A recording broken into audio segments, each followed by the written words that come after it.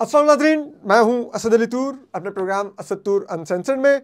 आज हम आपके लिए बहुत ही तहलका खेज खबर लेके आए हैं और तहलका खेज खबर है जो सुप्रीम कोर्ट में जो फुल कोर्ट था 13 रुकनी, उसके जो दो डिसेंटिंग मेंबरान थे, जस्टिस अमीनुद्दीन खान और जस्टिस नईम अख्तर अफगान, उन्होंने अब अपना इख्तलाफी नोट जारी किया है। और इख्तलाफी नोट जारी करते हुए उन्होंने जो अक्सरियती फ़ैसला है उसके तफसीली जो फ़ैसले के आने का इंतज़ार भी नहीं किया और उन्होंने उस शॉर्ट ऑर्डर को जो अक्सरियती 8 रुकनी जजेस ने लिखा था उसको खुसूसी तौर पे निशाना बनाया है।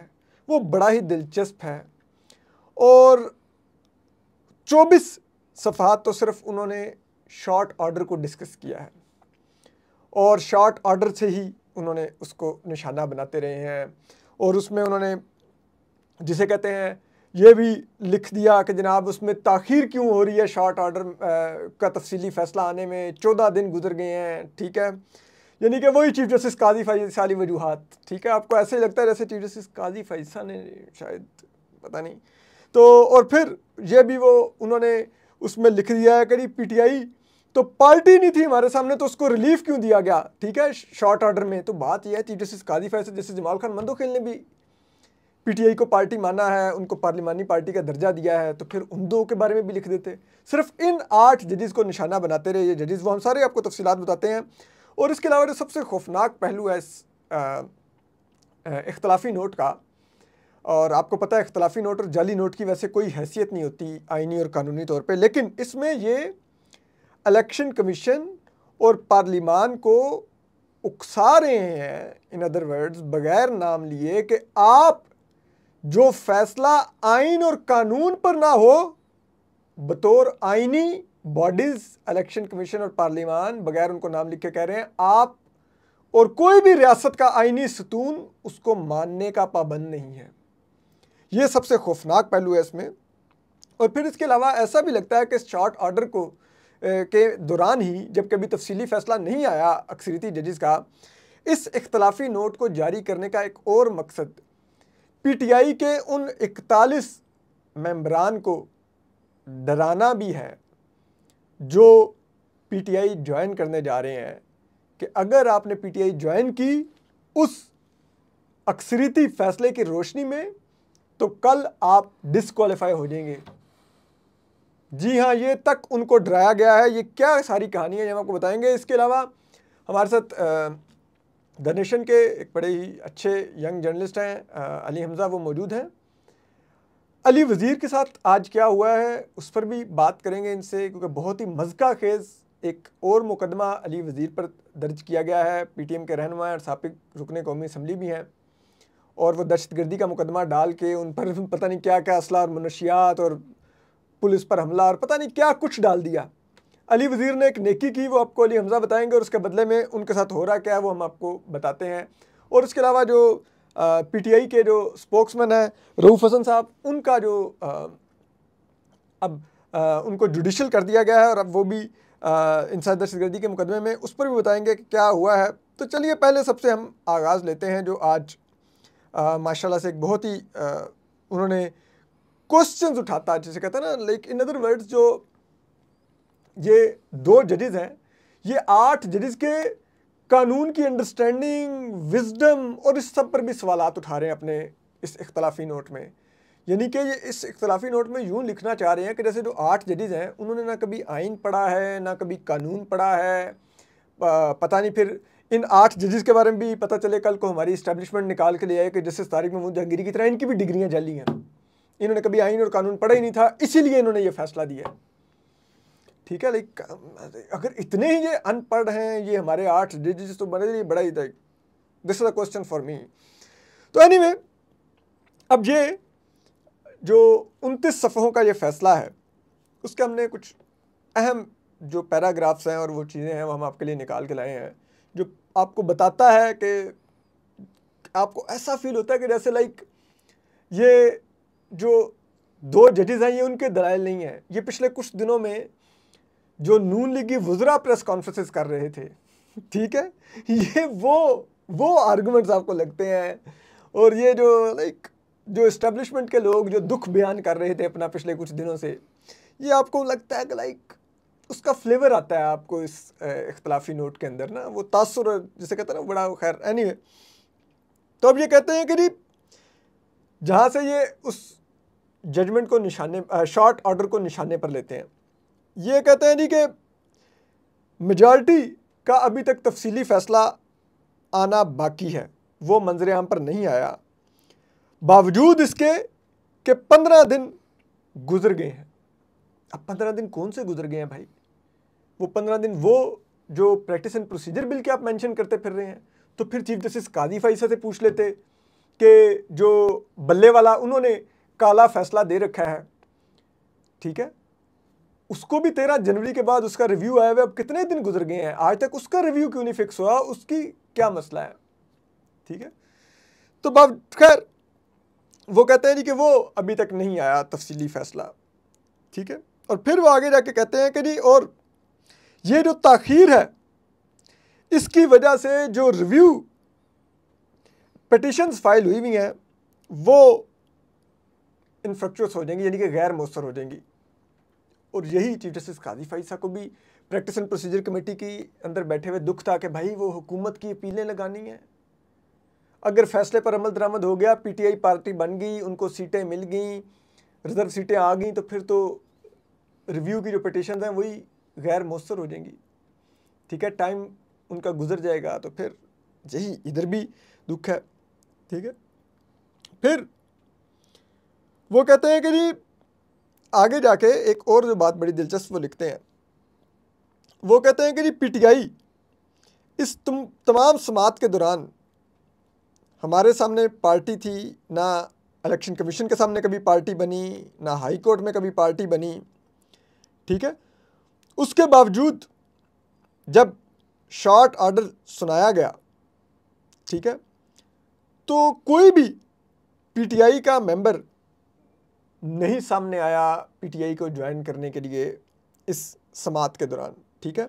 और वो कहते हैं जो 80 लोग जिनका शॉर्ट ऑर्डर में जिक्र है, ठीक है, उनमें से कोई भी मजमूई तौर पे ना वो 80 लोग, ना कोई इंडिविजुअल इस अदालत में आया, ना हमने कभी उसको सुना, ठीक है। हमारे सामने सिर्फ सुन्नी इत्तेहाद कौंसिल का केस था, वो अपने लिए रिजर्व सीटें मांग रहे थे, लेकिन हमने उठा के सब कुछ पीटीआई को दे दिया, जो हमारे सामने पार्टी है ना कुछ है, शॉर्ट ऑर्डर ने उनको सब कुछ दे दिया, ठीक है। अब आइडियली अगर आप देखें तो अगर इस मेजॉरिटी के शॉर्ट ऑर्डर से इख्तलाफ भी कर रहे हैं दो जजेस, जो कि उनका बिल्कुल हक है, वो अपनी रीजनिंग लिखते कि वो क्यों नहीं समझते थे कि सुन्नी इत्तेहाद कौंसिल को सीटें नहीं मिलती, वो क्यों नहीं समझते थे कि पीटीआई को सीटें मिलनी चाहिए, वो क्यों नहीं समझते थे कि जिसे कहते हैं पेशावर हाई कोर्ट का वो फैसला क्यों दुरुस्त समझते थे, वो क्यों समझते थे कि ये जो हुकूमत को नशिस्तें इलेक्शन कमीशन ने दी हैं जो तनासुब से ज़्यादा वो दुरुस्त थी, वो अपनी रीजनिंग लिखते थे। लेकिन वो जिस अंदाज में शॉर्ट ऑर्डर को मेजॉरिटी जजेस के निशाने पे ले रहे हैं, इट्स लाइक आप फ्यूल दे रहे हैं हुकूमत को, ठीक है, इस्टेब्लिशमेट के जैसे कहते हैं ना जो इधर हमारी ही फील्ड में कई भोंपू फिर रहे हैं, उनको कि आप पढ़ जो, इन निकात को उठा के पढ़ दो, देखो जी देखो देखो देखो कौन आया, शॉर्ट ऑर्डर आया, जिसे कहते हैं डिसेंटिंग नोट आया, डिसेंटिंग नोट आया, ठीक है।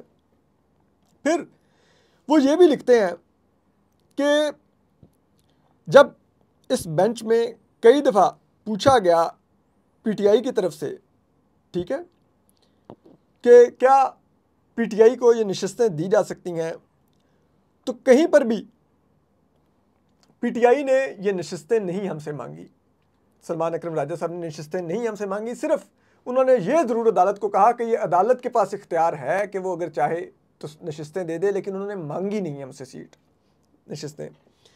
फिर वो ये कहते हैं कि नहीं वो क्यों समझते हैं, ठीक है, कि पीटीआई नहीं बनती थी इस फैसले में, इस शॉर्ट ऑर्डर में बेनिफिशरी। वो कहते हैं कि एक तो पीटीआई हमारे सामने ना हाई कोर्ट के सामने ना इलेक्शन कमीशन के सामने कभी पार्टी रही इस केस में, ठीक है। फिर वो ये कहते हैं कि ये एक तयशुदा हकीकत है कि 80 लोगों ने जो आज़ाद थे उन्होंने सुन्नी इत्तेहाद कौंसिल ज्वाइन की। फिर वो कहते हैं कि ये जो 39 और 41 का आया कि 39 फ़ौरन पीटीआई के मेंबरान बन जाएँ, उन्होंने क्योंकि अपने एफिडेविट में लिखा था जो उन्होंने इलेक्शन कमीशन में जमा कराया नॉमिनेशन पेपर्स में, और 41 ने नहीं लिखा था लेकिन उनको आज़ाद डिक्लेयर किया गया कि वो ज्वाइन कर लें। वो कहते हैं इसका कोई जिक्र था ही नहीं, हमारे सामने चैलेंज ही नहीं हुआ था ये मामला, ठीक है। फिर वो ये कहते हैं कि हमने ये करके जो सुन्नी इत्तेहाद कौंसिल है उससे उसके हकूक़ छीन लिए, उसके 80 रुकान उठा के हमने पीटीआई को दे दिए, ठीक है।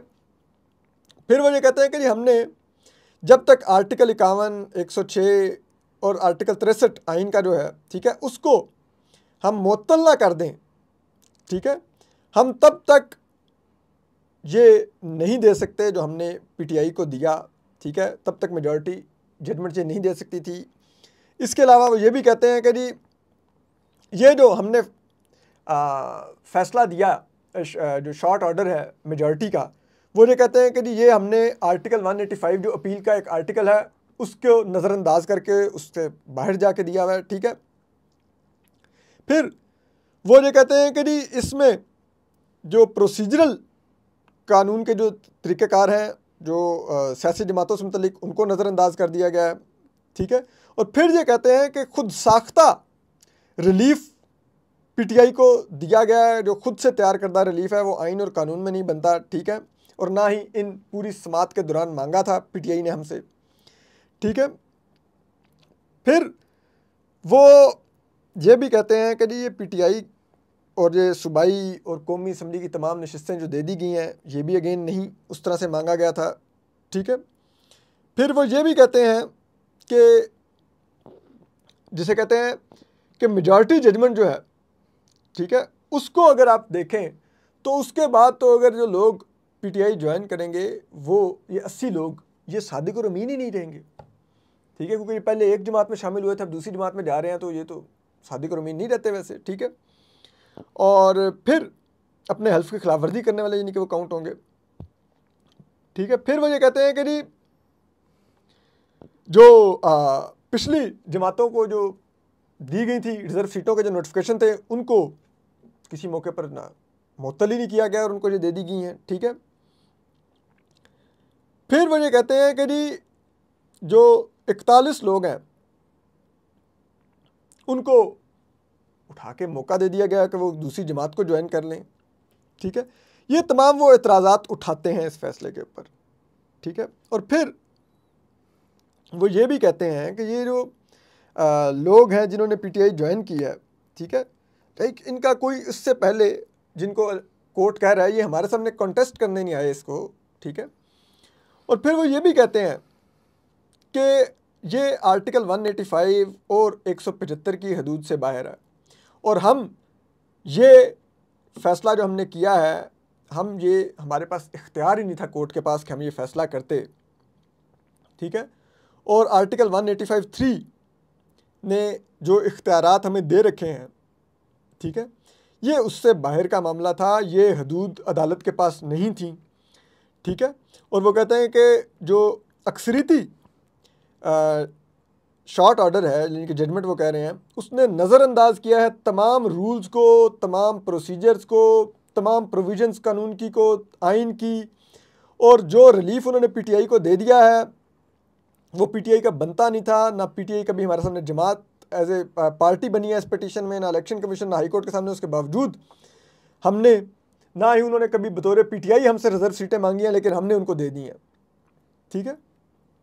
तो वो कहते हैं जी कि ये इस सब के बाद जो वो आगे जाके खौफनाक बात लिखते हैं, ठीक है, वो कहते हैं इस सब के बाद अगर देखा जाए तो हमें ये फर्म व्यू है हमारा कि कोई भी आईनी बॉडी एक ऐसे फैसले को मानने की पाबंद नहीं है, ठीक है, जो किसी आईनी बॉडी को एक ऐसे फैसले पर अमल दरामद के लिए नहीं कहा जा सकता जो फैसला आइन और कानून के अंदर नहीं हुआ हुआ। यानी कि इन अदर वर्ड वो इलेक्शन कमीशन को और पार्लिमान को कह रहे हैं कि अगर फैसला आइन और कानून पे ना हो तो आपको कोई दबाव नहीं डाल सकता, अदालत आप पर कोई दबाव नहीं डाल सकती कि आप उस फैसले पर अमल दरामद करें। और यही बात Rana Sanaullah, I still remember, Geo के मॉर्निंग शो में कर रहे थे कि भाई देखो, हम फैसलों के नहीं, आइन और कानून पर अमल दरामद के पाबंद हैं। ठीक है, वो इस किस्म की कुछ बात कर रहे थे। तो अब ये फैसला भी यही कह रहा है, ये जो फैसला कह रहा हूँ, ये डिसेंटिंग नोट जो है 2 जजेस का, माइनॉरिटी नोट। ठीक है, और इसके अलावा ये भी कहता है कि जनाब ये जो मेजॉरिटी जजमेंट है उसमें फिर वो मुख्तलिफ आर्टिकल्स लिखते हैं कि जी ये आर्टिकल 51, 106, 63, ये सब लोग जो है ना इलेक्शन एक्ट के ये रेलिवेंट रूल्स हैं। ठीक है, और अगर इन पर अमल दरामद नहीं होता, ठीक है, और इनसे हटके कुछ होता है तो कोई भी रियासती जो इदारा है वो मानने का पाबंद नहीं है। और हम जिसे कहते हैं ना, हमारे अंदर इतना, हम दोनों जजेस में इतना हौसला नहीं है कि हम आइन और कानून से बाहर निकल के कुछ लिख दें। ठीक है, और फिर जो एक और चीज़ जो आपको पढ़ के एहसास होता है कि ऐसा लगता है कि इन मेजॉरिटी जजेस के शॉर्ट ऑर्डर पर अमल करते हुए जो पीटीआई के लोग पीटीआई में शामिल होने जा रहे हैं, उनके बारे में भी इन माइनॉरिटी जजेस को एहसास था, क्योंकि इलेक्शन कमीशन को डेडलाइन मिली हुई है कि 6 अगस्त तक उन्होंने फैसले पर अमल दरामद करना है। और आज क्या तारीख है? आज 3 तारीख है। ऐसा लगता है कि इन जजेस दोनों ने ये पढ़ के आपको लगता है कि इनके माइंड में था कि 6 तारीख से पहले पहले जो पीटीआई के लोग जो एफिडेविट जमा करवाते फिर रहे हैं कि हमने पीटीआई ज्वाइन करनी है, उनको एक डरावा भी दिया जाए। उनको कहा जाए कि जनाब आप पे आर्टिकल 63 और आर्टिकल 62 लगेगा अगर आप अपने पहले जो आपने एक जमात ज्वाइन की है उसको डिसरिगार्ड करके अब दूसरी जमात ज्वाइन करते हैं। तो यानी कि आपने पहले जो हल्फनामा जमा कराया था वो झूठा था, तो अगर झूठा था तो फिर आप नाअहल होते हैं, या आप दूसरा जो जमा करवा रहे हैं वो झूठा है तो आप नाअहल होते हैं। तो आप उस जिसे कहते हैं ना खतरे की रेड लाइन पर आ जाएंगे जहाँ पर आप डिस्क्वालीफाई हो सकते हैं, ताकि पीटीआई के जो लोग जो पीटीआई ज्वाइन करने जा रहे हैं वो एक दफ़ा सोचें कि यार कल को ये ना हो हमारा ये एफिडेविट्स चैलेंज हो रहे हों किसी और अदालत में और हम डिस्क्वालीफाई हो रहे हों। तो वो डरावा भी इस फैसले में दिया जा रहा है उनको कि अगर आप ये 62 और 63 ज़हन में रखिए आप ज्वाइन करते हैं। और साथ ही उनको ये डरावा दे रहे हैं और फिर दोबारा लिख रहे हैं, दूसरी 2 दफ़ा जगह पर लिखा है कि कोई ऑर्गन ऑफ द स्टेट इस पर अमल दरामद का पाबंद नहीं है इस तरह के फैसले के ऊपर और इस तरह की चीज़ों को मानने का। ठीक है, और इसके बाद फिर एक और बात जो बहुत ही दिलचस्प ये लिखते हैं, ठीक है, वो ये भी कहते हैं कि जनाब वो जो ये कहा गया जो सवाल लेकर आई हमारे आगे सुन्नी इत्तेहाद कौंसिल, उसमें उन्होंने कहा कि जनाब ये सीटें जो हमारी बनती थीं सुन्नी इत्तेहाद कौंसिल की वो हुक्मरान इत्तेहाद को दे दी गई। तो हुक्मरान इत्तेहाद को उनके तनासुब से ज़्यादा जितना उनका शेयर था जीती हुई नशिस्तों का उससे ज़्यादा नशिस्तें नहीं मिल सकती थी। तो वो कहते हैं जी पहली बात तो ये है कि ये जो शॉर्ट ऑर्डर है ये कह रहा है जी जो एक और दिलचस्प इन्होंने इसमें कहानी लाई है, 24 सफ़े शॉर्ट ऑर्डर को रगेदने के बाद फिर ये अपने रीजनिंग पर आते हैं। तो उसमें पहली बात ये कहते हैं देखो जी अगर जो है भी कि तनासुब का जहाँ तक मामला है शेयर का, तो वो कहते हैं पहली बात ये है कि जो पीटीआई है यानी कि सुन्नी इत्तेहाद कौंसिल है उसने इलेक्शन नहीं लड़ा था, तो आज़ाद उम्मीदवार उसमें शामिल हो भी जाएं तो भी वो हकदार नहीं बनते कि उनको रिजर्व सीटें मिलें। ठीक है, और वो कहते हैं कि जी इसका जो कंफर्मेशन है वो बाकी तमाम जजेस के ऑर्डर में भी होती है। किसी भी जज ने नहीं कहा, जो मेजॉरिटी भी है 8 जजों की, कि सुन्नी इत्तेहाद कौंसिल आज़ाद उम्मीदवार शामिल करके तो एंटाइटल बनती थी इसकी रिजर्व सीटों की। उन्होंने कहा तो उस वजह से वो तो बनते ही नहीं है, तो वो तो बात वहीं पे ख़त्म होगी। अब आ गई बात कि आप ये हुक्मरान इत्तेहाद को ये इजाफी रिजर्व सीटें दे सकते थे तो नहीं, कि ये तनासुब से ज़्यादा बनती थी। तो उसमें वो कहते हैं कि जी अटॉर्नी जनरल जो फार्मूला लाए थे ना वो फार्मूला दुरुस्त था कि तनासुब वही बनेगा उन पार्टियों के नंबर पर जो इलेक्शन जीत के आई हुई होंगी कौमी असम्बली में। ठीक है, यानी कि वो ये भी जस्टिफाई कर रहे हैं कि हुक्मरान इत्तेहाद की 2/3 मेजॉरिटी बनती थी ये माले गनीमत में मिली हुई सीटों के लिहाज से, और ये उनकी बनती थी सीटें। ठीक है, तो यानी कि ये आप अंदाज़ा कीजिए कि ये वो जजमेंट है जो विजडम से भरपूर आई है दो मोअज़्ज़ज़ जज साहिबान की, जस्टिस अमीनुद्दीन ख़ान और जस्टिस नईम अख्तर अफ़गान की। और बड़े यहाँ पर भी फ़िक्र है कि ना तो इसमें प्रैक्टिस एंड प्रोसीजर बिल का हवाला दिया गया है, ख़ुद से ही लिख दिया गया है कि जी बस 15 दिन में अभी तक आए नहीं, शॉर्ट ऑर्डर का तफसीली फ़ैसला, और जी ये तो बड़ा ही हैरान कुन है इस तरह से आला अदलिया के जजेस का। ये रिवायत अब चीफ जस्टिस कादी फ़ैसला तो कर ही रहे हैं कि वो भी कभी जस्टिस अतर मिल्ला के बारे में नोट लिखते हैं कि जी उन्होंने 6 माह बाद क्यों फ़ैसला जारी किया, या जस्टिस आयशा मलिक क्यों बैरून मुल्क छुट्टियों पर हैं, और जस्टिस मुनीब अख्तर और जस्टिस मंसूर अली शाह वो क्यों नहीं रिव्यू पिटिशन लगा रहे 12 जनवरी के जजमेंट की। लेकिन अब ऐसा लगता है कि जो उनके इत्तेहादी जजेस हैं वो ख़ुद से कर रहे हैं, या चीफ जस्टिस कादी फ़ैसला की भी उनको इसमें सरपरस्ती हासिल है। ये बहुत ही अहम और दिलचस्प है। लेकिन बहरहाल ये अब आ गया है, और बड़ा ही जिसे कहते हैं ना, ये तो नहीं कि मतलब पॉइंट ऑफ लॉ के लिहाज से बड़ी आउटस्टैंडिंग जूरिस्प्रूडेंस इसमें नज़र आ रही है इस इख्तलाफी नोट में, लेकिन हाँ ये जिस अंदाज में लिखा गया है, इसका वे ऑफ राइटिंग और way of majority short order को टारगेट करने का, या मेजॉरिटी जजेस के विजडम को टारगेट करने का, ठीक है, वो बड़ा गैर मामूली है। तो उस सब पर हम आगे बात करेंगे। लेकिन अब अली, बहुत माजरत, आपको बहुत इंतज़ार करवाया। अली को मैंने ये तकलीफ़ दी थी कि यार मेरे पास 6 बजे आ जाना, मैं वो अली वज़ीर और उस पर रिकॉर्डिंग करूँगा आपके साथ, और अली बेचारा 6 बजे आ गया राइट टाइम पर। और जो ही एंटर हुआ मैंने कहा यार मेजॉरिटी जजमेंट आ चुकी है, मैं तो ये पढ़ रहा हूँ, अब चुप करके बैठ जाऊँ, मैं पढ़ूंगा, उसके बाद इस पर करूँगा। और फिर नासिर मैंने मेजॉरिटी जजमेंट पढ़ते हुए कोई घंटा डेढ़ लगाया, उसके बाद अब फिर शो में भी इतनी देर बिठाया। अली जी क्या यार, क्या पर्चा डाला आपने रात को? अली वज़ीर ने असल में क्या किया था और पर्चा क्या हुआ, ज़रा बताएंगे? असद भाई, ये जिस तरह आपने सुप्रीम कोर्ट की बात की है, तो अल्हम्दुलिल्लाह लोअर कोर्ट्स के अंदर जो प्रोसिक्यूशन है और जो रियासत केस बना रही है उनका भी कुछ ऐसा ही हाल है। हुआ कुछ इस तरह है कि रात को हमें कुछ खबरें आना शुरू हुई कि अली वज़ीर जो हैं उनको अरेस्ट करके जो थाना सेक्रेटेरिएट है वहाँ पे लेके जाया गया। तो कुछ लोगों से बात की, कुछ दोस्तों से पता किया, तो पता ये चला कि एक एक्सीडेंट हुआ है। 2 मोटरसाइकिलिस्ट जा रहे थे, उन पे 2-2 बंदे बैठे हुए थे, तो उनका एक्सीडेंट हुआ है आपस में। और अली वज़ीर जो गाड़ी के अंदर जा रहे थे, उन्होंने वो जो नीचे गिर गया था बंदा, उसको उठाया और उसको हॉस्पिटल जो है वो भिजवाया पिम्स। अली वज़ीर से उनका एक्सीडेंट नहीं हुआ, अली वज़ीर ने सिर्फ उनकी मदद की। अली वज़ीर गुजरते हुए को उन्होंने देखा 2 मोटरसाइकिल सवारों का एक्सीडेंट हुआ है, वो रुक गए और उन्होंने अपनी गाड़ी रोक ली और उतर के उनको मदद के लिए उठा के हॉस्पिटल ले गए। उनके बयान के मुताबिक भी वो जो 3 लोग थे वो वहाँ से चले गए, और इन्होंने अपने दोस्तों के साथ कहा कि ये जो है बंदा जो ज़ख्मी है इसको पिम्स हॉस्पिटल ले जाओ, और मैं इसी असना के अंदर जाता हूँ वहाँ पे जो थाना है, और वहाँ पे जाके कंप्लेन करता हूँ कि इस तरह एक्सीडेंट हुआ, और मैं रिपोर्ट करता हूँ। तो असद भाई हुआ ये कि रात तक तो यही खबर थी थाना सेक्रेटेरिएट में। सुबह को फिर हम ये रऊफ़ हसन साहब का केस था उसके अंदर लगे रहे। उसके बाद अचानक पता चला कि जो अली वज़ीर हैं वो ATC आ रहे हैं।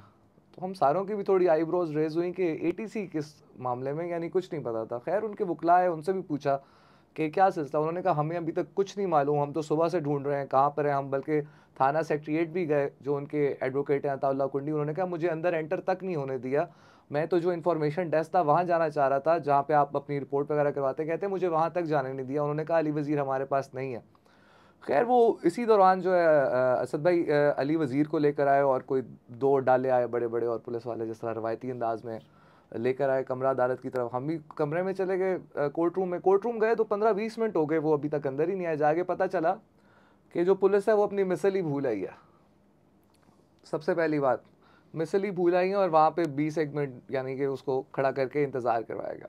उसके बाद जब वो कमरा अदालत में दाखिल हुए जो ATC 2 के जज हैं, जज ताहिर अब्बास सिप्रा, उनके पास, तो उनसे पूछा है कि क्या मुकदमा क्या है। उनके वकील ने सबसे पहले कहा कि काइंडली मुझे FIR की कॉपी दे दें, एक FIR है क्या। उन्होंने कहा जी इनके ऊपर 3 FIRs हुई हैं, 3 FIRs हुई हैं। एक ATC कोर्ट की FIR है, और 2 जो FIRs हैं वो उसकी हैं आपकी लोअर कोर्ट्स की, जुडिशल मजिस्ट्रेट के सामने की। उन्होंने कहा जी ATC की FIR पढ़ें। एटीसी की एफआईआर के अंदर, अब ये तीनों को मैं एक ही साथ कर देता हूँ ताकि जल्दी हो जाए बात भी और समझ भी आ जाए, कि पहला ये मामला उसके अंदर लिखा गया है कि पहला अली वजीर जो है वो खुद से आया उधर पुलिस स्टेशन रिपोर्ट करवाने के लिए। तो ये पुलिस मानती है जी, यानी पुलिस मानती है, और फिर वो वहाँ पर आए और उनके ऊपर जो है वो पर्चा कर दिया गया, क्योंकि दूसरी पार्टी वहाँ पर पहुँच गई। तो पहला पर्चा हो गया एक्सीडेंट का। उसके बाद ये चले गए पिम्स हॉस्पिटल। पिम्स हॉस्पिटल गए, बकौल अली के वो वहाँ पे इसलिए गए थे ताकि उस बंदे को दवाइयाँ वगैरह पहुँचाएं और उसकी टेक केयर करें जो भी है। वो वहाँ पे हॉस्पिटल गए, तो हॉस्पिटल के अंदर अब पुलिस ये कह रही है, मुकदमा ये बना रही है कि पुलिस ने एकदम से देखा कि लोग खड़े हुए अली वजीर के पास, तो पुलिस जैसे ही अली वजीर के पास गई, अली वजीर फ़ौरन वहाँ से भागने की कोशिश की। पुलिस ने जाके उनको फ़ौरन ही हिरासत के अंदर ले लिया। उन्होंने हिरासत में लेके जब उनकी जामा तलाशी की तो उनके पास से एक 9mm का पिस्टल बरामद हुआ और साथ में मंशियात 2 चरस के पैकेट बरामद हुए, 960 ग्राम और कोई पता नहीं टोटल मिला के 1550 ग्राम। ये अली वजीर के पास से बरामद हुआ। यानी कि वो कह रहे हैं कि अली वजीर जो एक बंदे की मदद करने आया, हमारे पास खुद आके बता के गया, ठीक है, कि यूं एक्सीडेंट हुआ है, ठीक है, और फिर अस्पताल चला जाता है नाजायज़ 9mm पिस्टल लेकर और 1.5 किलो चर्स लेकर, वो मुनशियात लेके एक साबिक रुकने पार्लिमान, एक बहुत बड़ी पख्तून तहफ़्फ़ुज़ मूवमेंट का एक सरकर्दा रहनुमा, उनका वन ऑफ द फेस मंजूर पश्तीन के बाद, वो पिम्स अस्पताल में इस्लामाबाद में 1500 ग्राम चर्स और पिस्तौल लेके फिर। वैसे राना सनाउल्लाह साहब, कम से कम आपको तो पता ही है किस तरह से चर्स डाली जाती है, मुनशियात डाली जाती हैं, आप ये एहसास कर लें। अच्छा एनीवे, अच्छा ये ख़त्म नहीं होता सिलसिला यहाँ पर, अभी इसके बाद एटीसी का केस आगे बनता है। ओके। अब वो प्राइवेट गाड़ी के अंदर पुलिस ने इनको काबू किया और लेके थाना लेके जा रहे हैं, ये सेक्रेटरीट। अब वो थाने लेकर जा रहे हैं तो एकदम से एफआईआर में लिखा हुआ है कि काले रंग का डाला और एक सफ़ेद करोला पीछे से आए और उन्होंने आके जो पुलिस प्राइवेट गाड़ी में लेके जा रही थी उसको आगे आके रोका।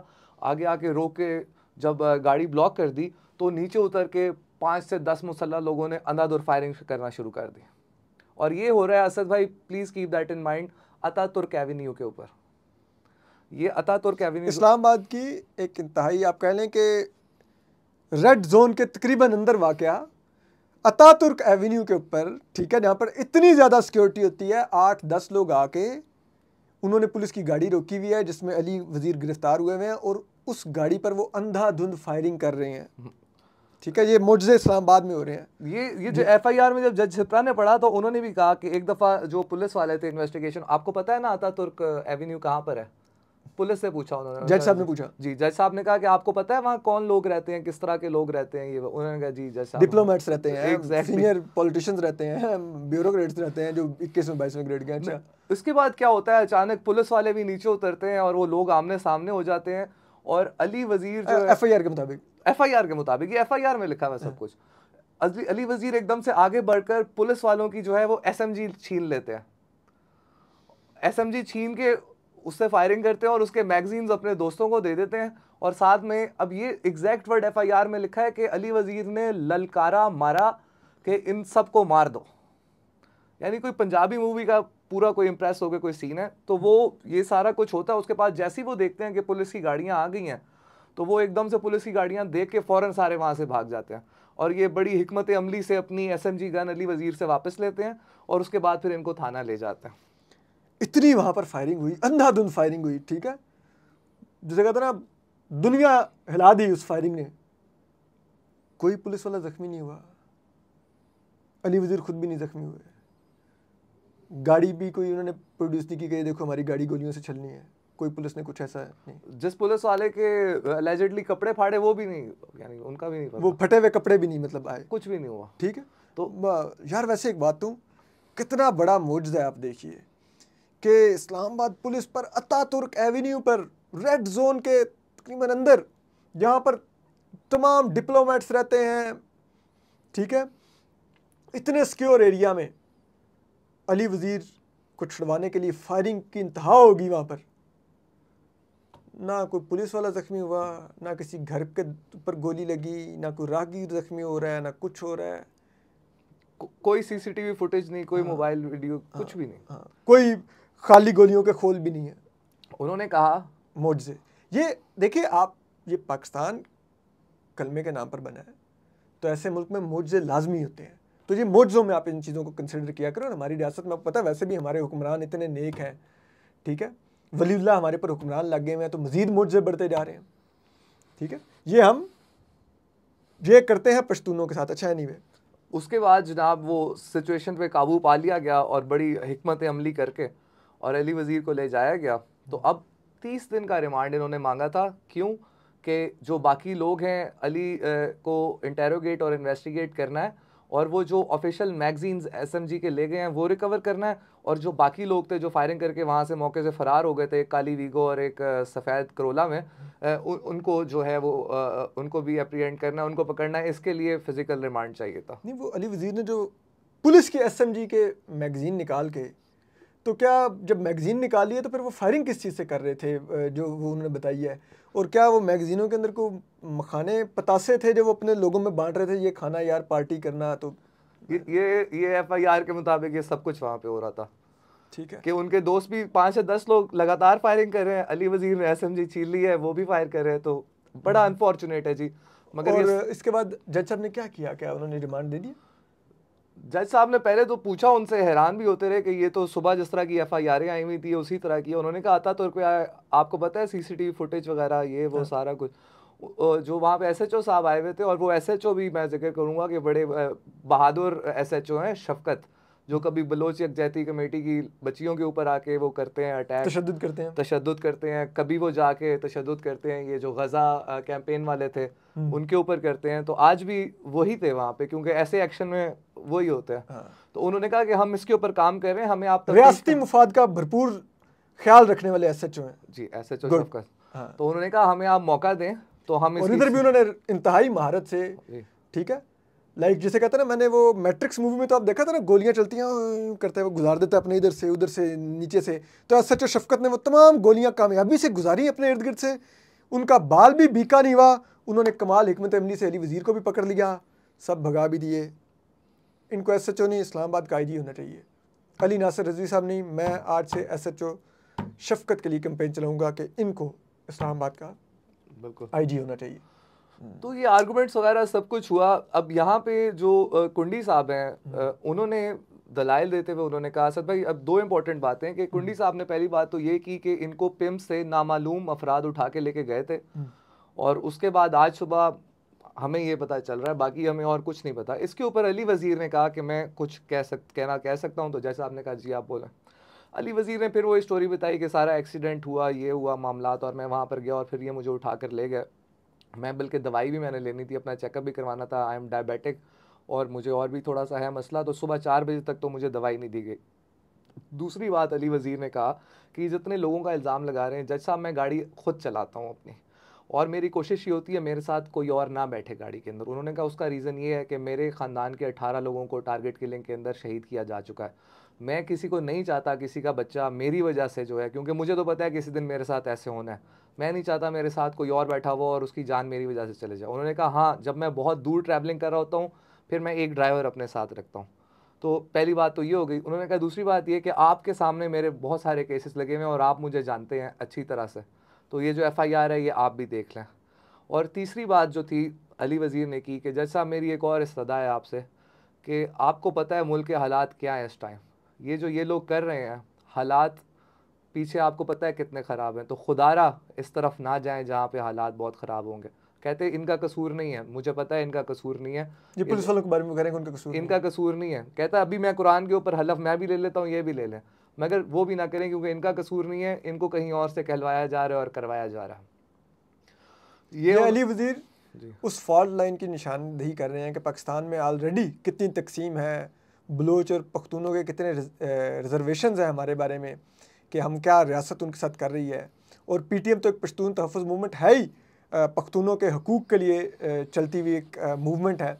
तो उनके साथ ये करके रियासत उन फॉल्ट लाइंस को मज़ीद उस खलीज को बढ़ा रही है। अली वज़ीर ये इशारा दे रहे थे और वो कहते हैं कि मैं चाहूँ तो अभी भी इनको कहूँगा कुरान पे तुम भी हाथ रखो, कुरान पे मैं भी रखता हूँ कि ये वाक़या हुआ कि नहीं, लेकिन मैं इसलिए आपको कह रहा हूँ कि ये पुलिस वाले हैं तो किसी और का ऑर्डर फॉलो कर रहे हैं, और आपको पता है फिर ऑर्डर कहाँ से आते हैं। और अली वज़ीर और पश्तून तहफ़्फ़ुज़ मूवमेंट पर आपने सुना तो हुआ है कौन से इदारे के स्पोक्समैन प्रेस कॉन्फ्रेंस करते रहे हैं। अच्छा, इसके बाद जो जज साहब थे उन्होंने 6 दिन का जो है वो फिजिकल रिमांड जो है वो दे दिया पुलिस को। 6 दिन। उसके बाद वो फिर गए लोकल कचहरी में। अब लोकल कचहरी के अंदर ये जो हमारी डिस्ट्रिक्ट कोर्ट्स हैं वहाँ पे जाके जो बाकी 2 केसेस थे, एक मंशियात का और एक जो दूसरा वो एक्सीडेंट का, उसके अंदर उनका जुडिशल हो गया क्योंकि पुलिस ने मांगा ही जुडिशल था उसके अंदर। तो वो मुनशियात के ऊपर पुलिस को कोई नहीं थी, वो जो उन्होंने हाँ, इतनी उन्होंने 1500 ग्राम जो की, उनको कोई वो नहीं था उस पर वो कहाँ से आई क्या हुई। उन्होंने कहा बस 14 रोज के लिए जुडिशल कर दिया जाए, तो उनके अंदर जुडिशल ही हो गया। और वैसे इस मुकदमे में कि पुलिस ने कहा नहीं कि तातुर्क एवेन्यू पे तो हर घर के बाहर सीसीटीवी कैमरे लगे हुए हैं, ठीक है, और उस जगह पे वो सेफ सिटी कैमरे भी हैं कि उसकी कोई वीडियो भी लेके आ जाते हैं कि देखो अली वजीर के बंदे हम पे फायरिंग कर रहे हैं, ये भाग रहे, ये देखो ये हम कमांडो एक्शन कर रहे, ये मैट्रिक्स की तरह हम गोलियां अपने ऊपर नीचे से गुजार रहे।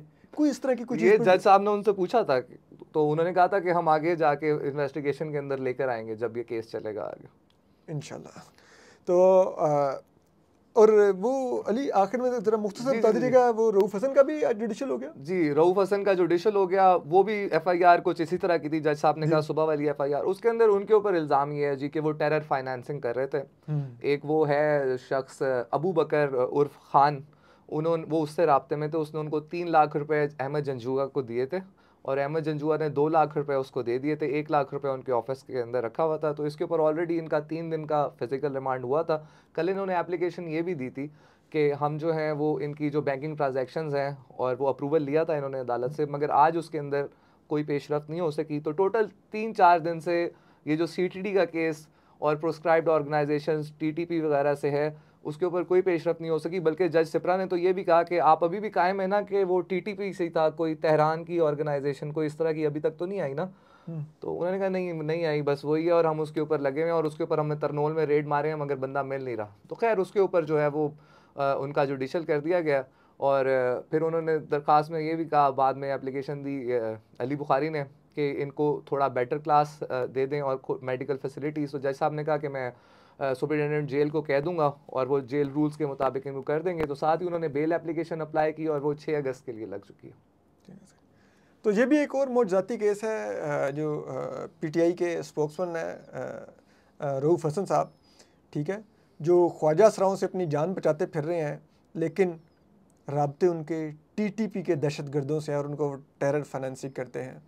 तो माशाल्लाह बहुत ही मौजूद होते हैं सियासत के अंदर, यही होता है। अपना ख्याल रखिए, अल्लाह हाफिज़।